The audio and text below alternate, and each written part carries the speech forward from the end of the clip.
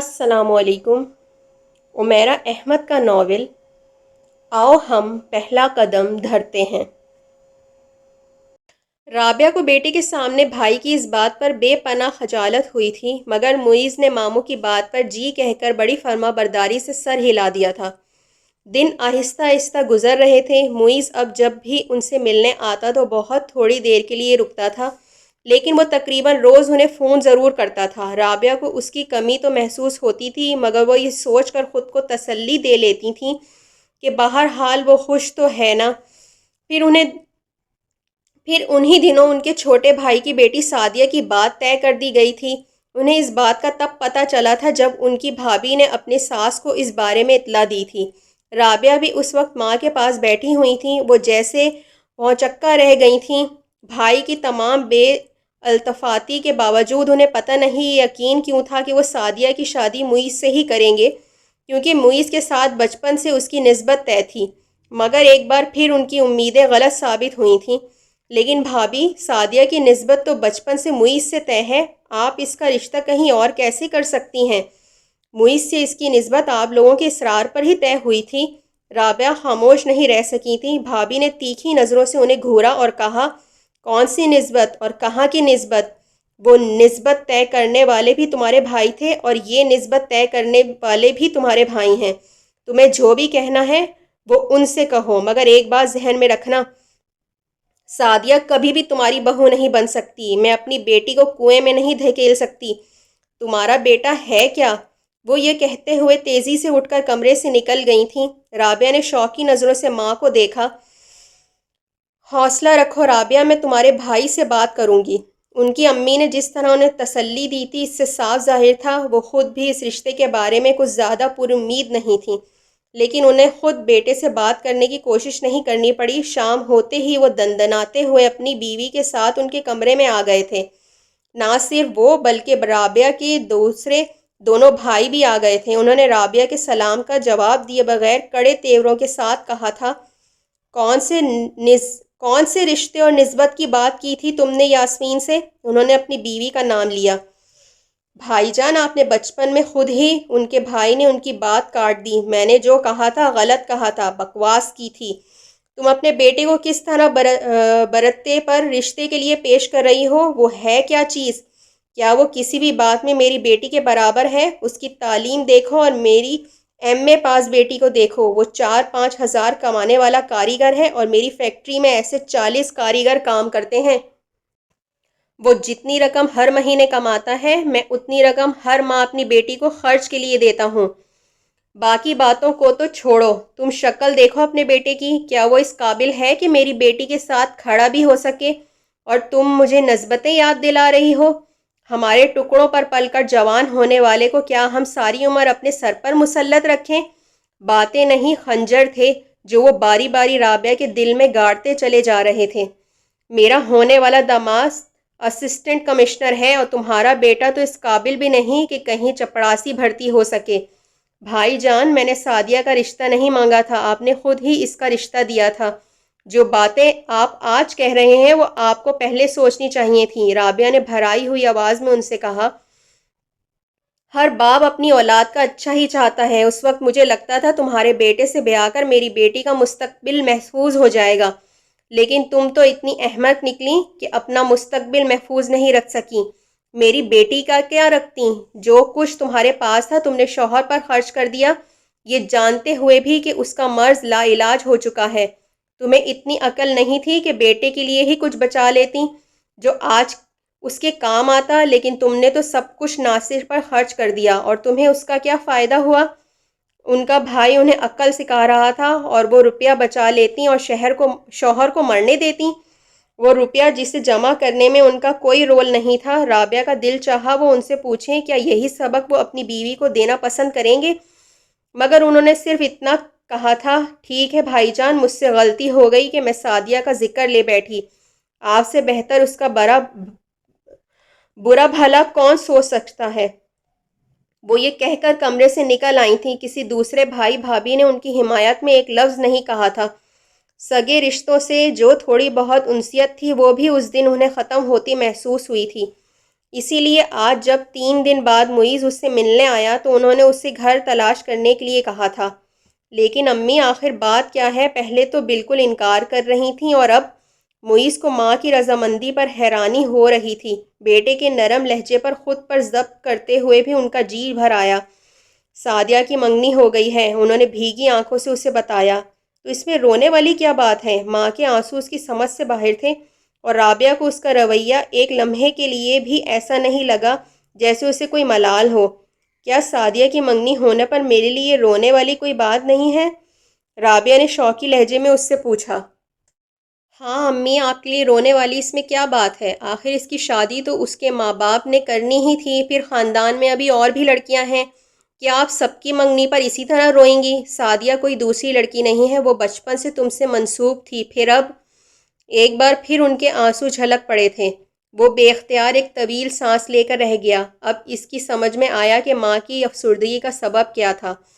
اس کے ذہن میں کہیں دور دور تک بھی سعدیہ اور اپنی نسبت کا خیال نہیں تھا، کیونکہ اس نے سعدیہ کو کبھی اس نظر سے دیکھا ہی نہیں تھا۔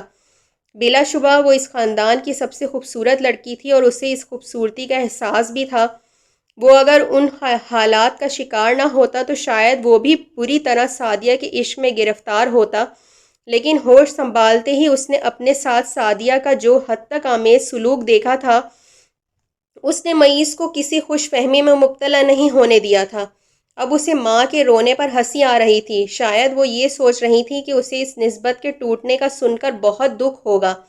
اس نے بڑے پیار سے ماں کے دونوں ہاتھ پکڑ لیے۔ امی، اگر اس کی منگنی ہو گئی ہے تو یہ بہت اچھا ہوا ہے۔ آپ نے یہ کیسے سوچ لیا کہ ماموں مجھ سے اس کی شادی کر دیں گے؟ میں نے کبھی اس بارے میں نہیں سوچا، اور ویسے بھی میں اس کے قابل نہیں ہوں۔ اس کے ماں باپ سب والدین کی طرح اپنی بیٹی کو خوش دیکھنا چاہتے ہیں، اور یقیناً یہ خوشی دولت سے وابستہ ہوتی ہے، اور میرے پاس دولت ہی نہیں ہے اور نہ ہی ابھی آنے کی امید ہے۔ پھر وہ کس آس پر سعدیہ کی زندگی برباد کریں؟ انہوں نے جو کچھ کیا بالکل ٹھیک کیا ہے۔ آپ خواہ اتنی چھوٹی سی بات کو دل پر نہ لگائیں۔ اس نے بڑی نرمی سے اسے سمجھایا تھا۔ کیا ٹھیک کیا؟ انہوں نے دھوکہ دیا، وعدہ خلافی کی ہے۔ میں دیکھتی اگر ناصر زندہ ہوتے تو وہ یہ سب کیسے کرتے۔ اسی لیے میں تم سے کہتی تھی کہ تعلیم نہ چھوڑو، پڑھو، کچھ بن جاؤ، تاکہ دولت میں نہ صحیح تعلیم میں تو تم اس کے برابر کے ہوتے، پھر کوئی تمہیں اس طرح رد نہ کرتا۔ انہیں اب اس پر غصہ آ رہا تھا، مگر وہ سر جھکائے بڑے اطمینان سے ان کی بات سن رہا تھا۔ تم نے سعدیہ کے بارے میں کچھ سوچا ہو یا نہ سوچا ہو، میں نے تو ہمیشہ ہی اسے اپنی بہو سمجھا ہے۔ کیا کیا خواب دیکھے تھے میں نے تم دونوں کے لیے۔ وہ ایک بار پھر بات ادھوری چھوڑ کر رونے لگی۔ امی، اب بس کریں، جانے دیں اس بات کو۔ مجھے کوئی دکھ نہیں، کوئی افسوس نہیں ہے، تو آپ کو کیوں ہے؟ اور صاف بات یہ ہے کہ ابا اگر زندہ ہوتے اور میرے پاس بے تحاشا دولت ہوتی تو میں تب بھی کبھی اس سے شادی نہ کرتا، چاہے آپ نے نسبت کے بجائے نکاح ہی کیوں نہ کیا ہوتا۔ وہ بہت ناز نخروں میں پلی ہے، اسے اپنے حسن اور دولت پر بہت غرور ہے، اور امی، میں بہت سادہ بندہ ہوں، زندگی کو بہت آرام اور سکون سے گزارنا چاہتا ہوں۔ بیوی خوبصورت چاہے ہو یا نہ ہو، لیکن اس کی فطرت ضرور اچھی ہو۔ وہ کم از کم میری عزت ضرور کرے، میری ہر مہربانی، ہر عنایت کو اپنا حق نہ سمجھے، اور آپ کی عزت کرے۔ لیکن امی، آپ کی بھتیجی میں ایسی کوئی خصوصیات نہیں ہیں۔ اب آپ یہ بیکار کا رونا دھونا ختم کر دیں۔ میں چند دن کے لیے کراچی جا رہا ہوں، آپ میری عدم موجودگی میں اپنا سامان پیک کر لیجئے گا۔ میں جس دن واپس آیا اسی دن آپ کو لے جاؤں گا۔ رابعہ تعجب سے اسے دیکھ رہی تھیں۔ معیز میں کیا کیا تبدیلیاں آ گئی تھیں انہیں یاد تھا۔ بچپن میں وہ سعدیہ سے بے تحاشا محبت کرتا تھا، اگر کسی کے لیے وہ تھوڑا بہت اثار کرتا تھا تو وہ سعدیہ ہی تھی۔ مسقط واپس جا کر بھی وہ ضد کر کے فون پر اس سے بات ضرور کیا کرتا تھا، اور جب بھی اپنے لیے کچھ لیتا تو ضد کر کے وہی چیز سعدیہ کے لیے بھی ضرور لیتا، اور سعدیہ ہر 2-4 ماہ سعدیہ کے لیے درجنوں کے حساب سے کھلونے اور کپڑے بھجواتی تھیں۔ یہ تو صرف یہاں آنے کے بعد ہوا تھا کہ اس نے آہستہ آہستہ سعدیہ کے ساتھ کھیلنا بند کر دیا تھا، اور اب تو یہ عالم تھا کہ اگر کبھی دونوں کا آمنا سامنا ہو جاتا تو دونوں ایک دوسرے کو مخاطب بھی نہیں کرتے تھے، لیکن وہ یہ دیکھ کر بھی کبھی دل برداشتہ نہیں ہوئی تھیں۔ پتہ نہیں انہیں کیوں یہ لگتا تھا کہ سعدیہ کی شادی معیز سے ہی ہوگی اور کوئی اس میں رکاوٹ نہیں ڈالے گا، اور ایک بار پھر ان کی یہ توقع غلط ثابت ہوئی تھی۔ معیز کو سعدیہ سے محبت ہو یا نہ ہو، انہیں سعدیہ سے بے حد محبت تھی۔ گو سعدیہ نے کبھی بھی اس التفات کا اس گرم جوشی سے جواب نہیں دیا تھا۔ اگر وہ کبھی اس کے گھر چلی جاتی تو وہ صرف سلام دعا کر کے پھر دوبارہ ان کے سامنے نہ آتی۔ پھر بھی رابعہ کو اس سے بہت انس تھا۔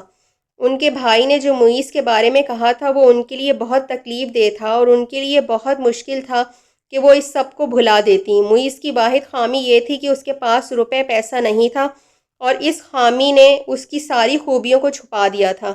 انہیں سب سے زیادہ اس بات سے تکلیف پہنچی تھی کہ بھائی نے معیز کی شکل و صورت کا مذاق اڑایا تھا۔ جب انہوں نے معیز سے سعدیہ کی نسبت طے کی تھی تب بھی وہ اسی شکل و صورت کا مالک تھا، لیکن تب فرق صرف دولت کا تھا۔ انہیں ملال تھا کہ بھائی کو اگر انکار کرنا تھا تو کوئی دوسرا بہانہ بنا دیتا، اس طرح ذلیل تو نہ کرتا، مگر سعدیہ کے باپ کا غصہ ابھی بھی ٹھنڈا نہیں ہوا تھا۔ چوتھے دن معیز کراچی سے لوٹا اور اسی دن وہ ماں کو لینے آ گیا۔ جانے سے پہلے وہ باری باری ماں کے ساتھ تینوں ماموں کے پورشنز میں ملنے گیا تھا۔ چھوٹے ماموں نے اسے دیکھتے ہی اس پر برسنا شروع کر دیا۔ کتے کو بھی 4 دن روٹی ڈال دو تو وہ بھی مالک کے پیر چاٹتا ہے، بھونکتا نہیں، وفادار ہو جاتا ہے۔ تم تو کتے سے بھی بدتر نکلے ہو، یہ جملہ تھا جو انہوں نے اسے دیکھتے ہی کہا تھا۔ وہ اپنی جگہ پر جیسے سن ہو کر رہ گیا، کیونکہ وہ اس بات کا سیاق و سباق سے لاعلم تھا۔ ماموں، آپ کیا کہہ رہے ہیں؟ خبردار، آج کے بعد تم نے مجھے کسی رشتے سے پکارا، تمہیں اور تمہاری ماں کو طرز کھا کر رکھا تھا، اور تم آستین کے سانپ نکلے۔ اتنی جرت کیسے ہوئی تمہاری کہ میری بیٹی سے شادی کے خواب دیکھو؟ تم ہو کیا؟ اوقات کیا ہے تمہاری؟ معیز کے ذہن میں سب کچھ واضح ہو گیا تھا۔ اس کے چھوٹے ماموں بری طرح گرج رہے تھے۔ ان کی بلند آواز سن کر ان کی بیوی بچے بھی لاؤنج میں آ گئے۔ معیز کا دل چاہ رہا تھا کہ زمین پھٹے اور اس میں سما جائے۔ ماموں، میں نے امی کو رشتے کے لیے اس نے وضاحت کرنے کی کوشش کی تھی، مگر چھوٹے ماموں اس وقت غصے سے پاگل ہو رہے تھے۔ انہوں نے اس کی بات درمیان میں ہی کاٹ دی۔ یہ فریب کسی اور کو دینا، کیا یہ ہو سکتا ہے کہ تمہاری ماں تمہاری مرضی کے بغیر رشتے کی بات کرے؟ تم نے سوچا ہوگا کہ امیر ہونے کا سب سے آسان طریقہ یہی ہے، اسی طرح ساری عمر تم میری چوکھٹ پر پڑے رہتے۔ ذرا اپنے آپ کو دیکھو، ہو کیا تم بھکاری جو سب کے سامنے ہاتھ پھیلاتا ہے؟ لنڈے کے کپڑے پہن کر تم سمجھتے ہو کہ نواب بن گئے ہو، جسے میں بڑے شوق سے اپنی بیٹی دے دوں گا۔ اگر اتنے ہی اونچے آدمی ہو تو اپنی ماں کو لے کر جاؤ، اسے اپنے پلے سے کھلاؤ۔ معیز کو جیسے سکتہ سا ہو گیا تھا۔ یہی حال رابعہ کا تھا۔ ذلت کا وہ احساس جو بچپن سے اسے گھیرے ہوئے تھا اب اتنی انتہا پر پہنچ گیا تھا۔ اس نے خاموشی سے ان کی باتیں اور طعنے سنے تھے اور پھر کچھ کہے بغیر وہاں سے نکل آیا تھا۔ رابعہ کی آنکھیں بھیگی ہوئی تھیں، مگر معیز کے چہرے پر کوئی تاثر نہیں تھا۔ واپس بڑے ماموں کی طرف آ کر اس نے ماں کی چیزیں گاڑی میں رکھنا شروع کر دی تھیں، پھر وہ انہیں لے کر باہر آ گیا تھا۔ معیز، یہ کس کی گاڑی ہے؟ رابعہ نے قدرے حیرانی سے اس سے پوچھا تھا۔ امی، میری نہیں ہے، کسی دوست کی ہے، اس لیے لایا ہوں تاکہ آپ کو آسانی رہے۔ رابعہ کو اس کی جواب سے تسلی نہیں ہوئی تھی۔ ایسا کون سا دوست ہے تمہارا جس نے اپنی گاڑی تمہیں دے دی ہے؟ امی، ایک آپ کو ملواؤں گا اس سے، گاڑی سٹارٹ کرتے ہوئے اس نے کہا تھا۔ تم نے ڈرائیونگ کب سیکھی ہے؟ رابعہ ایک بار پھر حیران ہوئی تھی۔ میں نے تو پتہ نہیں کیا کیا سیکھ لیا ہے، آپ کو کیا پتا؟ اس کا لہجہ بے حد عجیب تھا۔ پھر پورا رستہ وہ خاموش رہا تھا۔ رابعہ کے ذہن میں بھائی کی باتیں گونج رہی تھیں۔ معیز کی یہ تذلیل انہیں اس وقت بے پناہ تکلیف پہنچا رہی تھی۔ وہ بار بار اس کے چہرے پر کچھ تلاش کرنے کے لیے نظریں دوڑاتی رہیں، مگر وہ بے تاثر چہرے کے ساتھ ڈرائیونگ کر رہا تھا۔ جس گھر میں وہ انہیں لے کر آیا تھا اسے دیکھ کر رابعہ کو ہول اٹھنے لگے تھے۔ پورش میں گاڑی کھڑی کرنے کے بعد اس نے نیچے اتر کر رابعہ کی سیٹ کا دروازہ کھولا تھا۔ رابعہ نے نیچے اترے بغیر اس سے پوچھا تھا، یہ کس کا گھر ہے؟ وہ بڑی پھیکی سی ہنسی ہنسا تھا۔ گھبرائیں مت امی، میرا نہیں ہے، آپ پہلے نیچے تو اتریں، پھر آپ کو سب کچھ بتا دوں گا۔ اس نے ملازم کو کار کی چابی دیتے ہوئے رابعہ سے کہا تھا، جو اس عرصے میں گاڑی کے پاس آ کر کھڑا ہو گیا تھا۔ ملازم نے ڈگی سے سامان اتارنا شروع کر دیا۔ آئیں امی، وہ یہ کہہ کر اندر کی طرف بڑھ گیا تھا۔ رابعہ نے کچھ پریشانی کے عالم میں اس کی پیروی کی تھی۔ یہ چاروں اطراف سے وسیع لان میں گھیرا ہوا ایک چھوٹا لیکن خوبصورت بنگلہ تھا۔ وہ انہیں لے کر سیدھا اوپر کی منزل پر آ گیا تھا۔ وہ سیڑھیاں چڑھ کر کوریڈور میں داخل ہوتے ہی اس نے پہلے کمرے کا دروازہ کھول دیا تھا۔ ایک چھوٹا مگر ویل فرنشڈ روم رابعہ کی نظروں کے سامنے تھا۔ معیز، یہ کس کا گھر ہے؟ دیکھو، مجھے سچ بتانا، جھوٹ مت بولنا، رابعہ نے کمرے کے اندر داخل ہونے کے بجائے اس سے پوچھا تھا۔ امی، یہ میرے دوست کا گھر ہے، میں یہاں عارضی طور پر رہتا ہوں، اس نے کچھ لاپرواہی سے کہا تھا۔ ایسا کون سا دوست بن گیا ہے تمہارا جس نے تمہیں رہنے کے لیے گھر دے دیا ہے، گاڑی دے دی ہے؟ آخر مجھے بھی تو پتہ چلے۔ رابعہ کو اس کی بات پر اعتبار نہیں آیا تھا۔ امی، کیا آپ سمجھ رہی ہیں میں جھوٹ بول رہا ہوں؟ اس نے عجیب سے لہجے میں ماں سے پوچھا۔ نہیں، مجھے تمہاری باتوں پر بالکل یقین نہیں آ رہا، رابعہ نے بالکل کھرے انداز میں کہہ دیا۔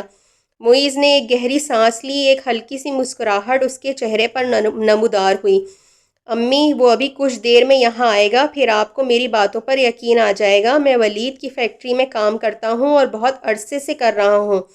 اس کے پاس میں نے کام سیکھا تھا، آپ کو یاد ہوگا جب میں اسکول میں تھا تو اکثر ولید کا ذکر کرتا تھا، یہ وہی ہے۔ اس بار اس نے تفصیلاً رابعہ کو بتایا تھا۔ رابعہ ابھی بھی مطمئن نہیں ہوئی تھی، البتہ انہیں یاد آ گیا تھا کہ اس کا ولید نامی ایک دوست ضرور اسکول میں تھا۔ تقریباً 2 گھنٹے بعد ولید آیا تھا۔ وہ آتے ہی ان سے اس طرح ملا تھا جیسے پہلی بار نہیں بلکہ اکثر ان سے ملتا رہا ہو۔ شام کا کھانا بھی اس نے وہیں کھایا تھا، اور جب وہ واپس گیا تو رابعہ کافی حد تک مطمئن ہو چکی تھیں۔ وہ نہ صرف چہرے سے بلکہ باتوں سے بھی شریف اور سلجھا ہوا لگتا تھا۔ جاتے ہوئے اس نے معیز سے کہا تھا کہ وہ رابعہ کو لے کر اس کے گھر آئے تاکہ وہ اس کی امی سے مل سکیں۔ معیز نے حامی بھر لی تھی۔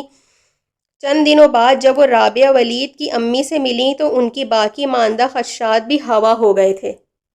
وہ بھی اسی گرم جوشی سے ملی تھی جیسے ولید ملا تھا۔ معیز کے رویے سے لگ رہا تھا جیسے وہاں اس کا بہت آنا جانا ہو، کیونکہ وہ بڑی بے تکلفی سے وہاں چل پھر رہا تھا۔ رابعہ بالکل مطمئن ہو چکی تھیں۔ ولید اور معیز کی دوستی 4th کلاس میں ہوئی تھی۔ دونوں میں بظاہر کچھ بھی مشترک نہ تھا۔ ولید کلاس کا سب سے قابل اسٹوڈنٹ تھا اور معیز اوسط درجے کا تھا، لیکن جو چیز انہیں پاس لے آئی تھی وہ اسپورٹس کا شوق تھا۔ اسپورٹس کے بارے میں معیز کی معلومات زبردست تھیں، اور دوسری چیز جس نے ولید کو معیز کا گرویدہ کیا وہ معیز کی انگلش تھی۔ وہ مسقط میں ایک امریکن اسکول میں پڑھتا رہا تھا، اسی لیے وہ بڑی خوبصورت اور رواں انگلش اور عربی بولتا تھا۔ معیز کی طرف دوستی کا ہاتھ ولید نے بڑھایا تھا۔ پھر ولید کے ساتھ رہنے سے یہ ہوا کہ معیز کی پڑھائی میں دلچسپی بڑھتی گئی۔ ناصر کی وفات کے بعد جب اس کے حالات بدلنا شروع ہوئے تو اس میں تبدیلیاں آنے لگیں، اور اس نے ولید سے بھی الگ ہونے کی کوشش کی، کیونکہ اب وہ خود کو ولید کے مقابل میں کم تر محسوس کرتا تھا۔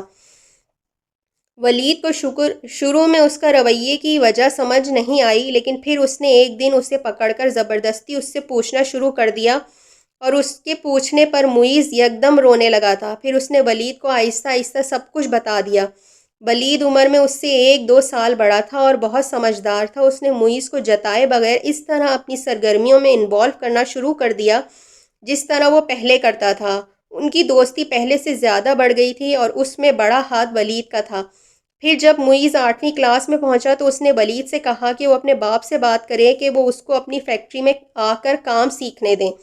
ولید کے ڈیڈی نے پہلے تو بالکل انکار کر دیا، اور انہوں نے معیز سے کہا کہ اسے جس چیز کی ضرورت ہے وہ ان کو بتائے، وہ اسے دے دیں گے، کیونکہ وہ اسے بھی ولید کی طرح ہی سمجھتے ہیں۔ مگر بعد میں ولید کے اصرار پر وہ معیز کو کام سیکھنے پر تیار ہو گئے، کیونکہ ولید جانتا تھا کہ معیز مفت میں کچھ بھی لینے پر آمادہ نہیں ہوگا۔ ولید کے ڈیڈی نے بادل نخواستہ اسے فیکٹری آنے کی اجازت دے دی تھی، لیکن معیز نے جس رفتار اور شوق سے کام سیکھنا شروع کیا تھا اس نے انہیں حیران کر دیا تھا۔ اسے سیکھنے کا صرف شوق ہی نہیں تھا بلکہ جنون تھا، اور پھر وہ محنت سے بھی نہیں گھبراتا۔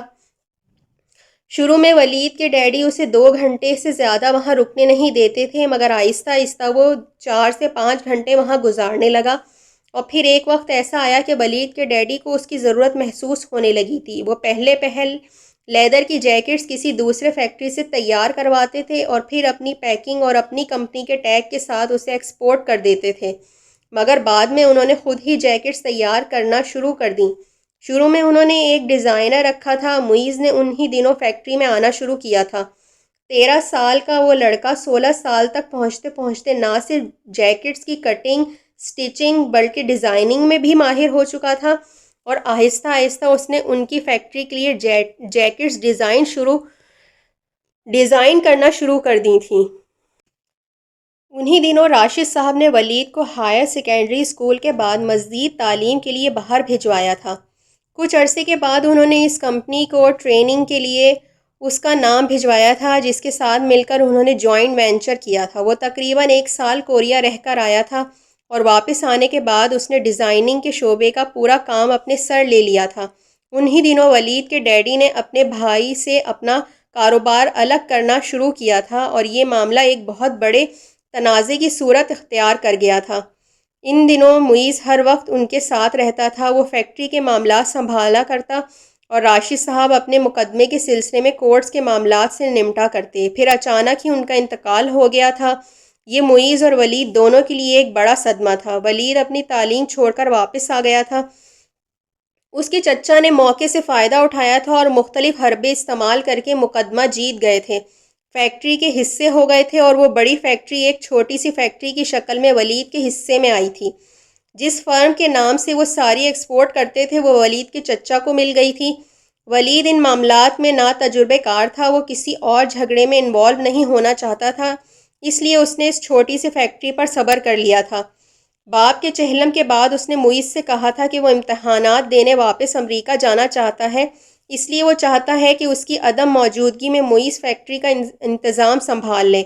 معیز نے فیکٹری کا انتظام سنبھالنے کی حامی بھر لی تھی، اور ولید پاور آف اٹارنی اسے دے کر امریکہ چلا گیا تھا۔ فیکٹری کا انتظام سنبھالتے ہی مشکلات کا ایک پہاڑ تھا جو معیز کے سامنے آ کھڑا ہوا تھا۔